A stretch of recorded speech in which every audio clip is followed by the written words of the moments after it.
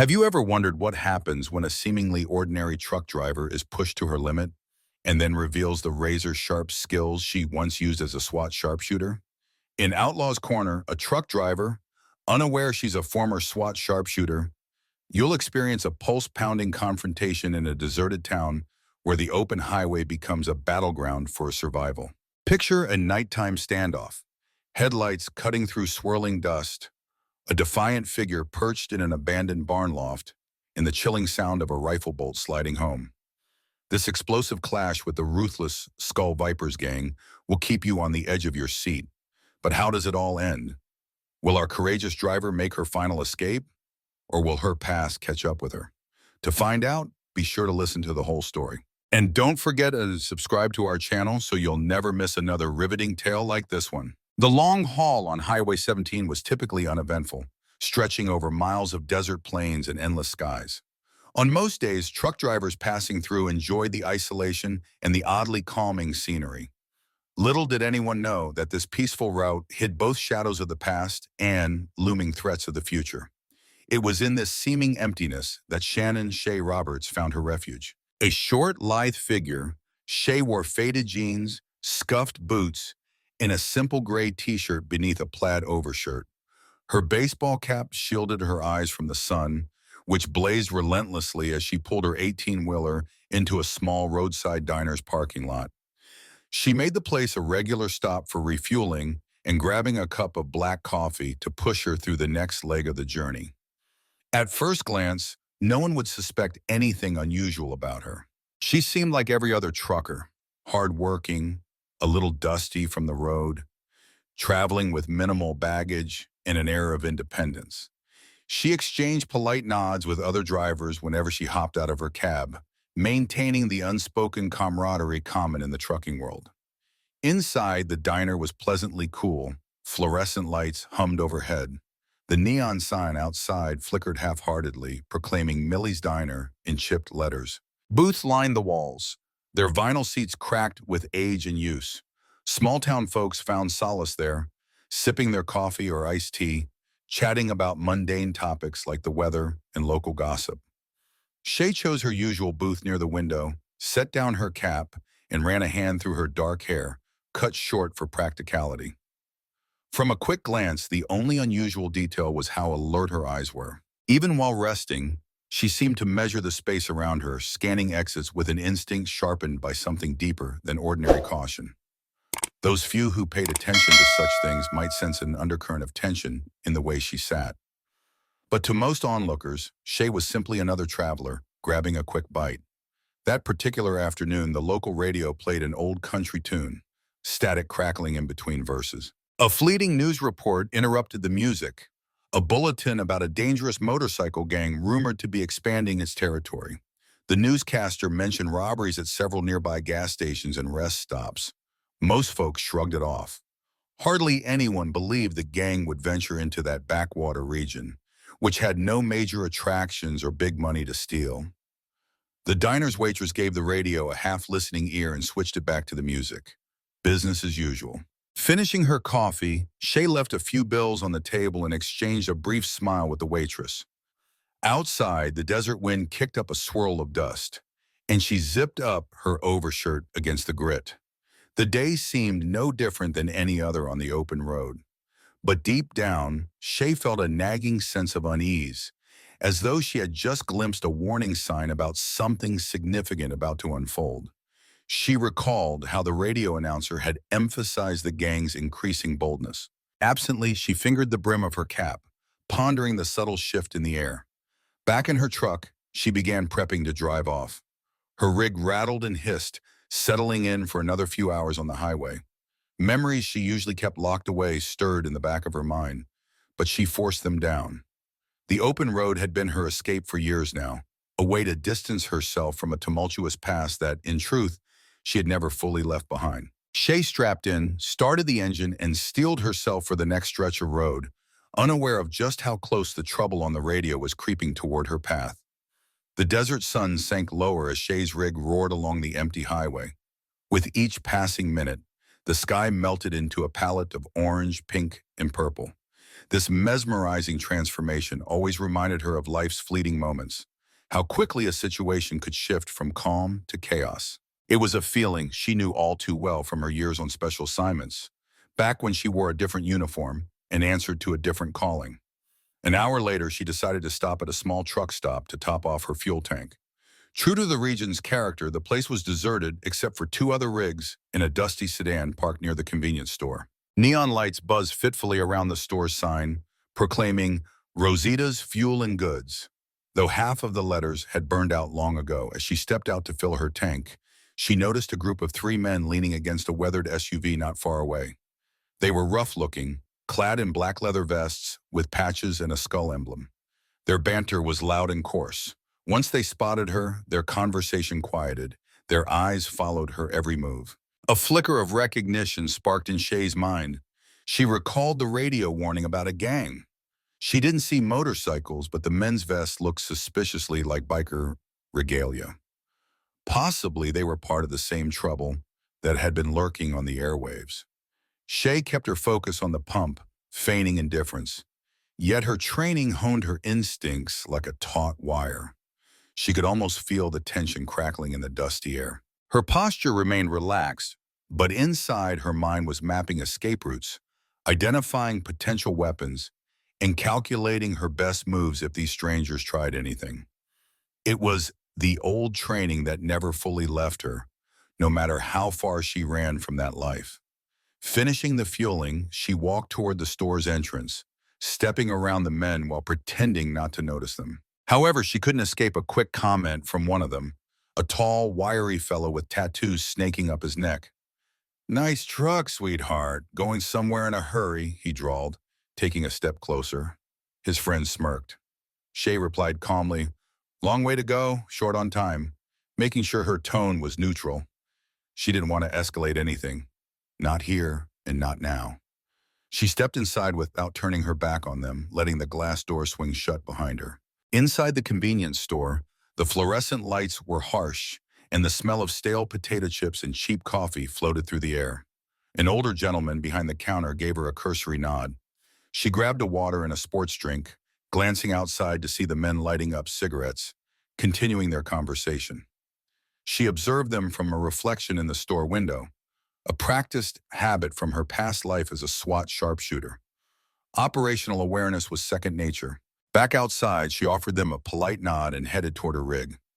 Every muscle in her body was ready for sudden movement, but the men simply stared, letting her pass.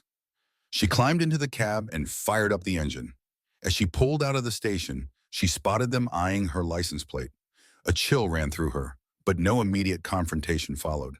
She was back on the highway, forging ahead. The entire encounter lasted mere minutes, yet it left her with a deep unease. Something told her that these men might not let things lie so easily. Night settled in, bringing a cooler breeze that rippled across the desert sands. The stretch of highway was sparsely lit, with only the truck's headlights cutting through the darkness. Shay relaxed fractionally now that she was moving again, but her thoughts continued to churn over the men she had encountered. She'd met enough unsavory characters in her past to know that the quiet ones were often the most dangerous, and those men had been all too quiet once they laid eyes on her. A wave of memory threatened to surge forward. Images of tactical gear, ballistic shields, muzzle flashes from night vision goggles. Shay forced herself to think about the present. She told herself she had left that life behind. She was just a truck driver now, minding her own business. Yet she couldn't shake the suspicion that tonight was going to be different. After another half hour, a faint glow on the horizon indicated a small town up ahead. She remembered from her route planning that the place was called Wagon Bend, one of those one-stop light towns that seemed frozen in time. There was a serviceable motel there, cracked sign and all, and a single bar that doubled as a local social hub. She decided to call it a night.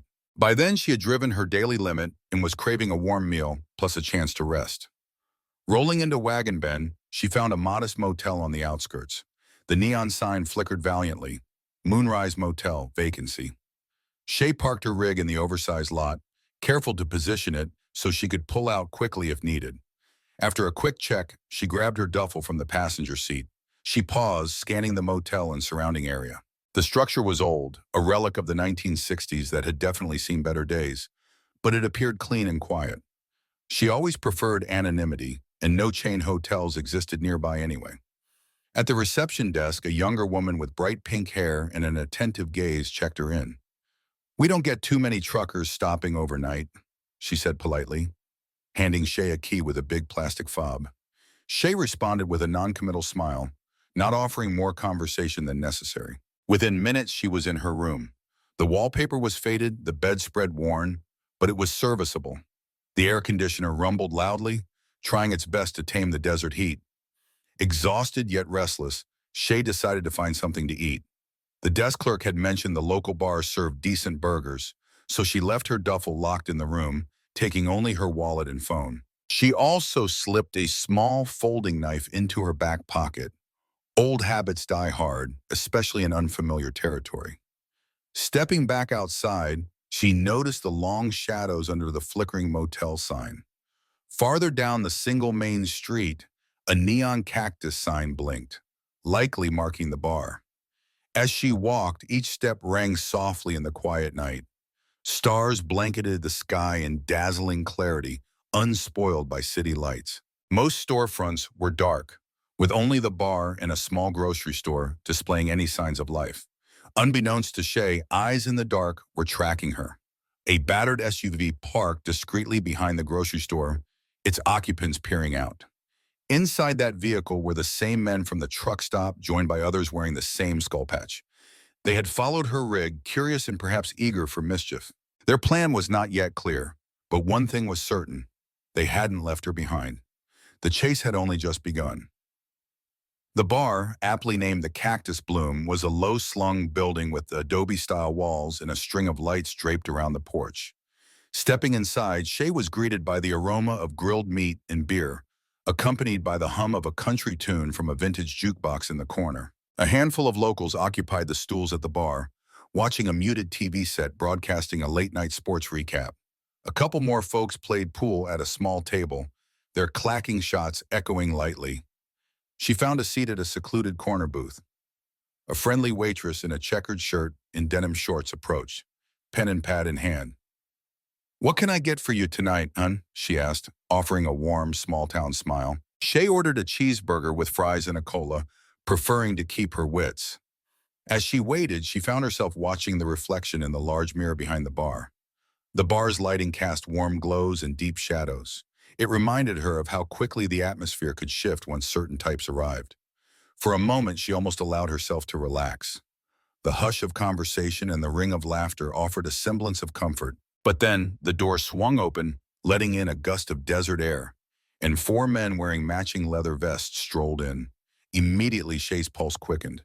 They bore the same skull patch she'd glimpsed at the truck stop. Her mind raced.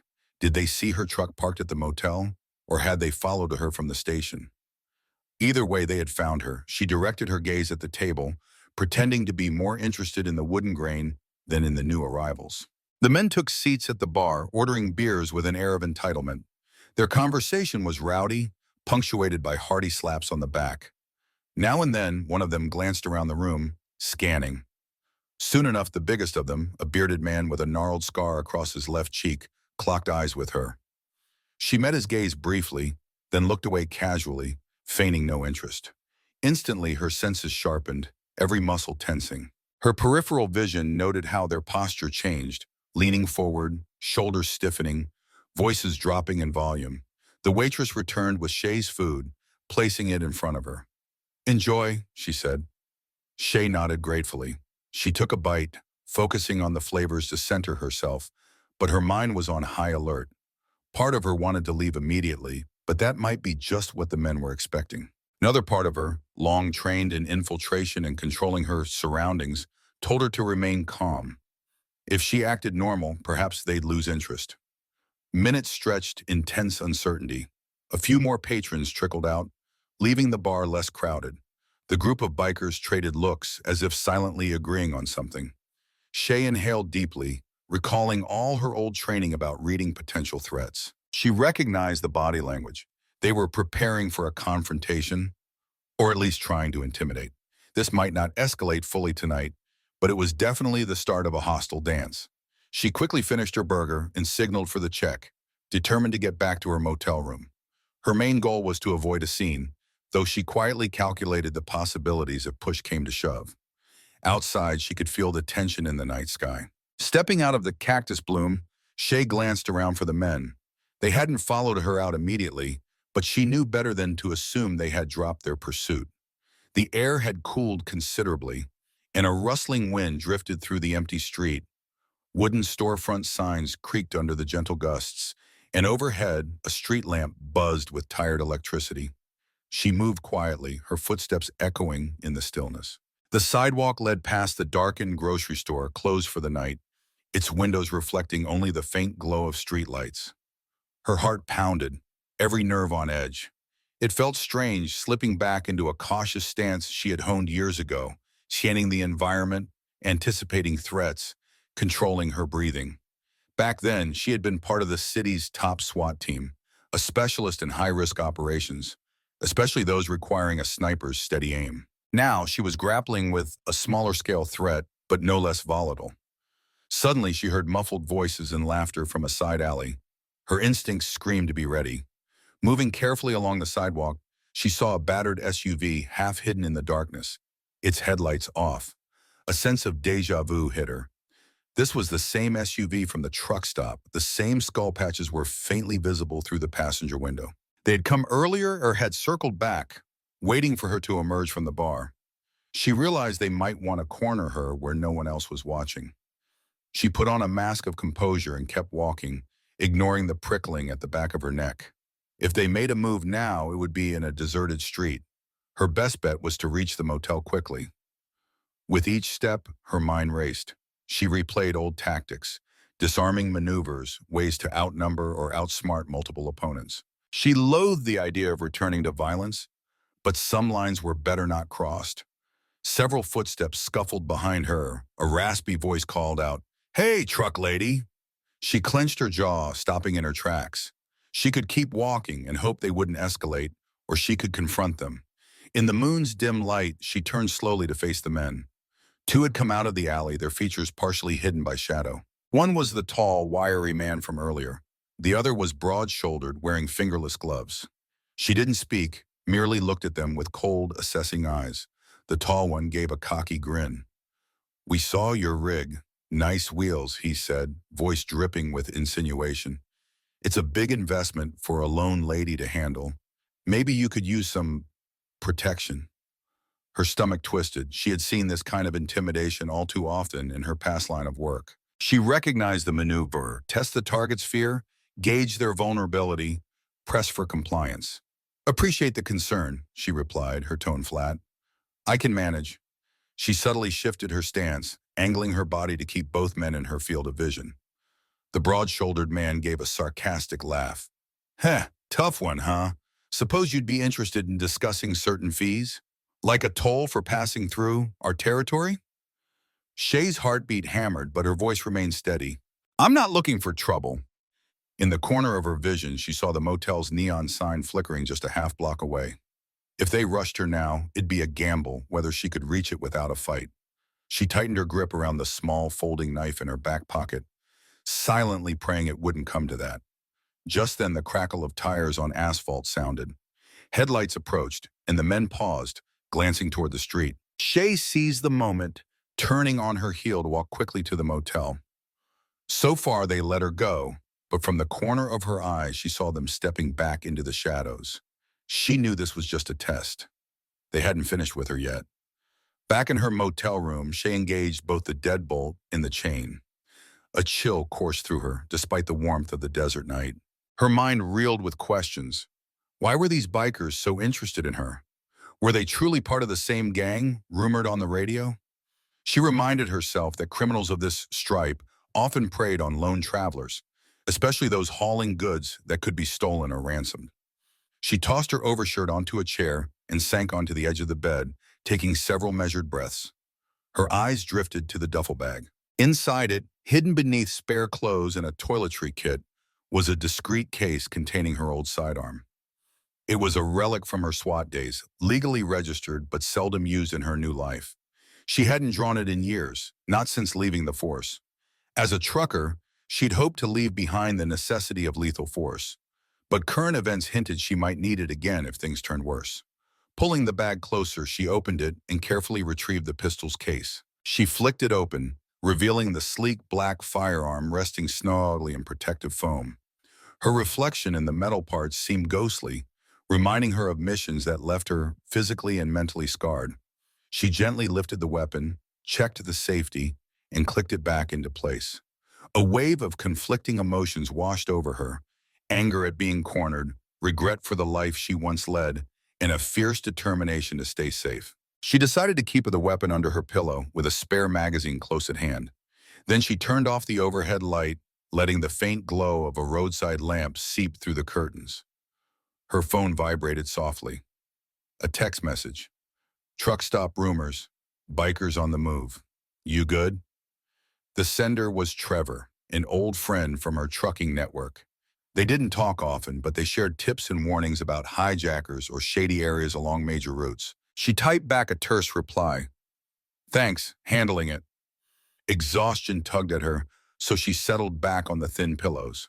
Sleep, however, was elusive. The adrenaline from the confrontation still coursed through her veins. She tried slow breathing exercises, a technique she'd learned to steady her heart rate before sniping missions. It helped, but only somewhat. Every sound outside felt amplified: the hum of distant traffic, the rustling wind. She wondered if the bikers were still out there waiting. At some point, fatigue finally claimed her. She slipped into a fitful doze, haunted by images of night raids and flashbang grenades.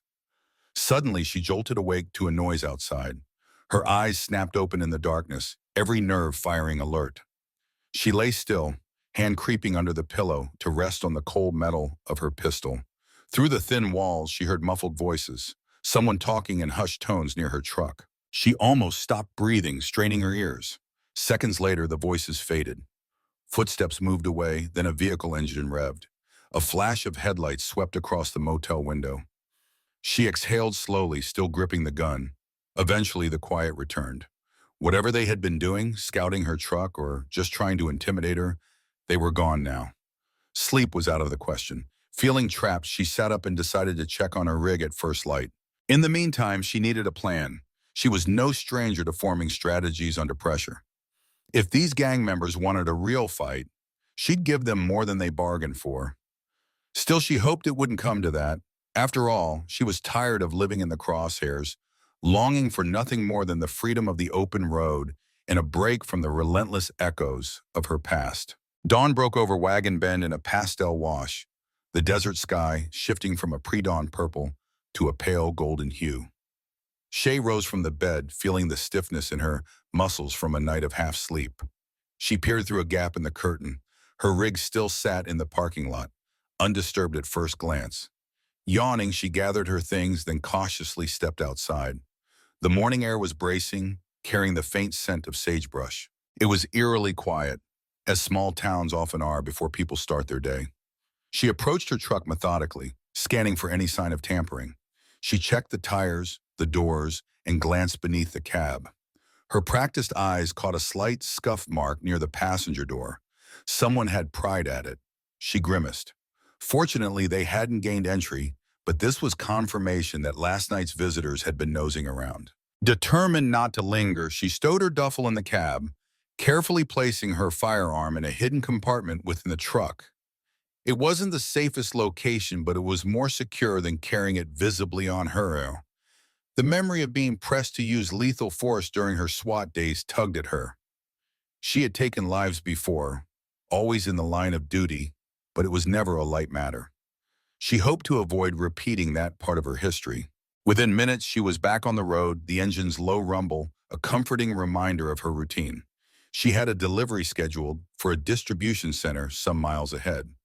The plan was simple: drop off the cargo, collect her pay, and put this entire fiasco behind her. Yet she couldn't shake the sense that the gang wasn't finished. People like that rarely let go once they spotted a potential target. After a smooth drive of about an hour, she arrived at her destination, a sprawling warehouse complex near a railway spur. She maneuvered her truck into the assigned bay, stepping out to greet the yard manager. As the cargo was unloaded, Shay allowed herself a brief moment of relief. For now, she was safe in a busier location, with employees and forklifts bustling about. During the routine paperwork, her phone buzzed again. Another text from Trevor. Heard more chatter. They're called the Skull Vipers. They run a racket out on Highway 17. Be careful. Shay's throat tightened. So there was a name to go with the patches. The Skull Vipers. It sounded appropriately menacing. She typed a quick response. Thanks for the heads up. Let me know if you hear more. She left the warehouse a couple of hours later, anxious to put distance between herself and the gang's territory. Yet the desert road stretched ahead in the same lonely fashion. With each passing mile, the memory of those skull patches lingered in her mind. She recalled the snippet from the radio broadcast. The group was expanding, bullying small communities, strong-arming travelers. They thrived on fear, stepping in where local law enforcement was thin on resources. A plan started to form in her mind, one she loathed implementing but saw no alternative to if cornered again. She might have to leverage her old network, call a few ex-colleagues who owed her a favor. Or perhaps she'd rely solely on her skills to set a trap. She wished it wasn't necessary, but ignoring a gang like that could be deadly. The open road was supposed to be her haven, but it had become a new battleground. If the Skull Vipers wanted a fight, they might soon discover that underestimating a former SWAT sharpshooter was the last mistake they'd ever make. The sun was high overhead when Shay reached a secluded rest area nestled beside rocky outcrops. She needed a short break, a chance to plan and refuel both her truck and her mind. The rest area was modest, just a couple of picnic tables under a sun-bleached awning, a single restroom building, and a few vending machines that looked as though they'd been there since the 1980s. She parked her rig in the designated lot and climbed down to stretch her legs. A battered sedan occupied another spot, and a tired-looking family was wrangling restless kids near one of the tables. It felt oddly normal, a slice of everyday life amid growing tension. Seeking a moment of solitude, Shay wandered beyond a row of scraggly shrubs to overlook a shallow canyon. The desert wind caressed her face, carrying a faint, dusty smell. She closed her eyes, letting the breeze wash over her, then reopened them to study the wide-open vista. This land was harsh, yet beautiful, a reminder that she had chosen life on the road to escape her old demons. Now those demons had taken on a new form in the shape of the Skull Vipers. She returned to her truck and rummaged inside for a bottle of water. As she guzzled it down, her phone beeped again, this time a voicemail. She dialed in to listen. Trevor's voice crackled through. Word is a gang SUV matching your description was spotted heading east on 17. They're likely looking for you or your rig. I'd change your route if I were you. Call me back. She cursed under her breath. So they were actively tracking her. Why, cargo theft? Or were they simply offended that she hadn't cowed to their demands? A voice from behind startled her. Ma'am, excuse me? She spun around sharply, every muscle tensed. It was the father of the family. He held up a child's toy truck. My boy left this near your wheels. Didn't want you to run it over. His apologetic tone calmed her, and she nodded with a quick smile. Thank you, she managed. The man smiled back, then ushered his family toward their sedan. She watched them drive away, a pang of worry hitting her. If the Skull Vipers cornered her here, would innocent bystanders get caught in the crossfire? She resolved to move on quickly. Within minutes, she was back in the driver's seat, engine rumbling. She merged onto the highway, forging a plan. Instead of taking the next direct route east, she'd veer south onto a lesser-known back road, then circle around to rejoin the main interstate. It added hours to her drive, but might throw the gang off. The desert landscape whirled by, scattered cacti and distant mesas painted by the relentless sun. Periodically, she checked her mirrors for any sign of a trailing SUV or motorcycles. The tension never left her. She recalled the planning sessions during her SWAT tenure, how they'd create layered strategies and fallback options to outmaneuver barricaded suspects. Now she was in the suspect's seat, ironically enough, trying to outmaneuver a criminal gang. The next time she spotted a small settlement, she pulled off. It was more of a ghost town than a living place. Only a general store with peeling paint, one sagging bar, and a few dilapidated houses. A faded sign read Jericho Wells, Pop 438.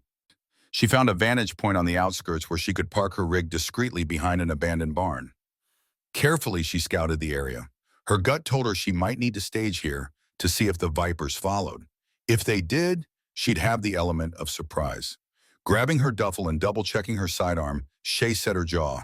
Enough was enough. If they were intent on turning this into a high-stakes chase, she'd end it on her terms. She'd survived too many life-and-death operations to be run off the road by a pack of bullies. Steeling herself, she prepared for the possibility of a showdown. One thing was certain. Once bullets started flying, the Skull Vipers would realize they'd messed with the wrong truck driver. As late afternoon shadows stretched across Jericho Wells, Shay worked methodically. First, she scouted the deserted barn where she'd hidden her rig. The structure was old, its wooden beams cracked, and a rusted weather vane perched crookedly on the rooftop.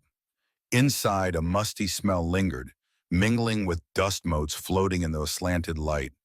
Near the back was enough open space to park her truck and maneuver if needed. She checked possible entry points. A side door, a large sliding door facing the main road, and a couple of broken windows.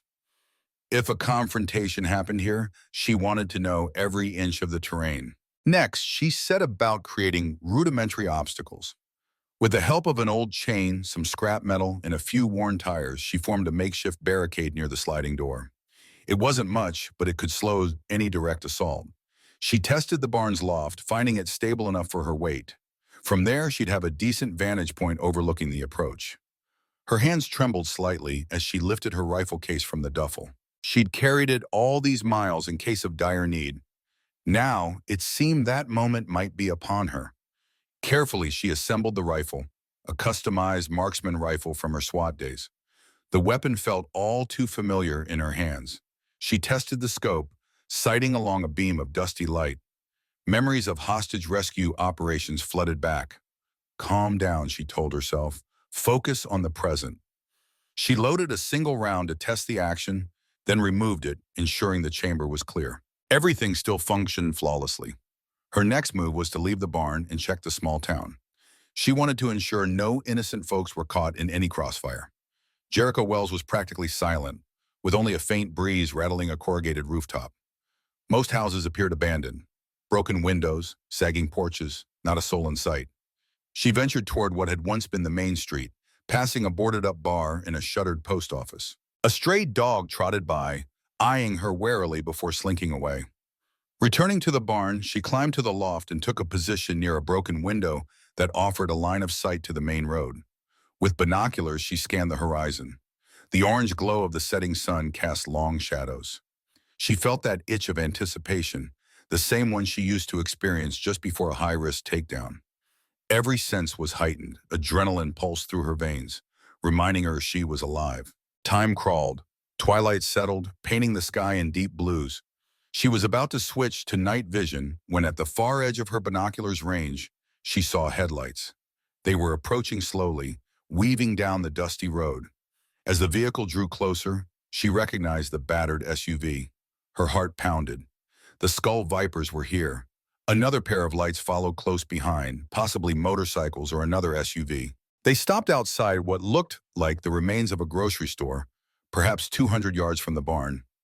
Figures disembarked. Even in the dim light, she could make out the silhouette of those leather vests. They were scanning the area. One of them pointed in the direction of the barn. They had definitely tracked her here, or at least suspected she might be around. Easing the rifle into position, Shay steadied it on the windowsill. She watched the group through her scope, counting them, 4, maybe 5. One carried a shotgun, another a handgun, and the others brandished baseball bats or crowbars. They advanced slowly, forming a rough perimeter as they moved in a search pattern. No doubt they intended to intimidate or assault her. She took a slow, deliberate breath. She had the advantage of height and concealment, plus the element of surprise. If she shouted a warning, would they back off? Likely not. This was exactly the type that thrived on instilling fear. Her finger hovered over the trigger guard. The training from her SWAT days rushed back in. She wasn't supposed to fire unless there was an imminent threat. Well, the threat was definitely imminent. Still, she hesitated, taking stock of the fact that she was alone and had no backup. If they converged on the barn, she'd have limited time to pick them off before they closed in. She exhaled slowly, scanning for any sign of a hidden observer or a potential flanker. None so far, but that didn't mean more wouldn't arrive. She settled the crosshairs on the man with the shotgun. If they crossed an invisible line she'd set in her mind, she would give them a demonstration of why you don't corner a former SWAT sharpshooter. One more breath, steady and long. The sun's last rays disappeared behind the distant ridge, and darkness thickened. It was game time. Shay let her finger rest along the trigger, trying to remain calm amidst the surge of adrenaline. Her breath steadied, honed by years of controlling the slightest tremor. The men from the SUV spread out, two heading around the right side of the barn, two around the left. She still counted four in total, enough to be dangerous. Her vantage point was decent, but if they managed to get inside, the situation would become close quarters, and she'd lose the upper hand. A deep voice echoed across the quiet air. "We know you're in there, girl. We've seen your truck." Another voice chimed in. "Come out nice and calm, and we'll talk." Shay grimaced. She doubted they wanted to merely talk. She saw a flicker of movement, one man inching toward the side door, crowbar in hand. Her heart thumped. They were about to breach. Without warning, the man with the shotgun fired a blast into the air, the deafening boom shattering the night silence. "That's just a warning," he yelled. "We can do worse." The threat was real, and they were about to get bold. Shay inhaled, aligning her scope on the shotgun wielder's chest. Her old protocols rang in her mind. Give a verbal warning if safe to do so. She knew it might be futile, but she had to try. "Drop your weapons and back away," she shouted from the loft, her voice echoing. "Leave now and no one gets hurt." Her tone carried the authority of her SWAT days, but the men only laughed in response. The one with the shotgun leveled it at the barn door. That was it. Her line had been crossed. She squeezed the trigger and the rifle cracked. The shot was true. The shotgun-wielding man staggered backward with a pained roar, dropping his weapon. The other men shouted, diving for cover. Shay ejected the spent casing and chambered another round with quick efficiency. Through her scope, she saw the injured man clutching his shoulder, blood soaking his vest. He was alive, but definitely out of the fight. The other scrambled, returning fire blindly with a handgun. Bullets thudded into the barn walls. Shay ducked, shifting position to minimize her silhouette. She took aim again, this time at the man who had the handgun. Another shot rang out. He went down, weapon clattering onto the dirt. The remaining two, armed with crowbars, dashed to the SUV in a panic, likely realizing they were outmatched. One of them dragged the injured gunman behind the vehicle. Now breathing hard, Shay carefully descended from the loft. She was fully alert. She knew better than to assume they'd simply leave. With her rifle held low, she edged toward the barn side door. Outside, she could hear one man cursing, the other frantically yelling, "Get in the car! We gotta go!" She peeked through a gap in the door. Sure enough, they were piling into the SUV, dragging their wounded comrade. A moment later, tires screeched as they reversed, then sped off into the night, dust swirling in their wake. Her chest heaved, every muscle taut. The confrontation had ended far quicker than she'd anticipated. She let out a trembling exhale, then quickly checked the perimeter. No other vehicles, no more attackers. The night was quiet again, save for the faint moaning of the wind. Stepping out from the barn, she kept her rifle ready. In the distance, the SUV's taillights disappeared beyond a bend. She felt a surge of relief mixed with lingering tension. They'd retreated, but it was unlikely the Skull Vipers would forget this humiliation. As sirens in the distance began to wail, someone must have reported the gunshots. Shay knew she'd have to leave Jericho Wells immediately. She had protected herself and proven she wasn't easy prey, yet her anonymity was shattered. Hastily, she packed her rifle and slipped into the truck's cab, adrenaline still coursing. She fired up the engine. Her mind spun with the knowledge that she'd reignited the part of herself that once thrived under fire. But this time, she had no backup and no official mandate, only her own determination to survive. Pulling out of the barn, she drove into the darkness, forging ahead to wherever the next road led. The radio crackled faintly. She clicked it off. She'd done what was necessary, refusing to cower to outlaws who mistook her for an easy target. As the desert night enveloped her rig, Irish Harbor One thought burned in her mind. She might have escaped this confrontation, but the fight might not be over. The Skull Vipers would regroup, nursing their wounds and their bruised pride. Whether they chose to chase her further or not, one thing was certain. They now understood a harsh truth. She was no ordinary truck driver. She was a former SWAT sharpshooter, and if they dared cross her again, they would pay an even steeper price. For now, though, she pressed the pedal down, distance becoming her shield. The open road, once her escape, was now her battleground. Yet she felt oddly at peace behind the wheel, trusting her skill and grit. And so she drove onward into the unknown, prepared to meet whatever the horizon might bring. When we look back on this journey, one truth stands out. No matter how dark and dangerous the road may seem, the human spirit can rise above adversity. Our determined truck driver showed us that remaining true to who you are, sharpshooter past and all, can be a powerful force for good. In the end, she outsmarted and outmaneuvered the very threats that tried to break her, proving that courage and strategy often triumph over brute force.